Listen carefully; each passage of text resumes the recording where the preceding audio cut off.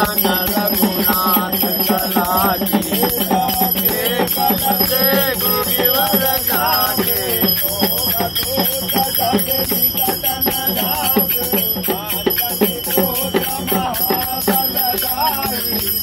तन के प्रभु सदा सहाय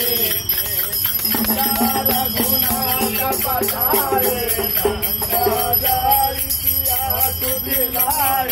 लंका कोट समुद्र बिहारी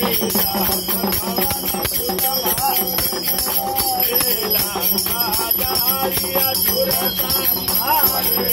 राम के काज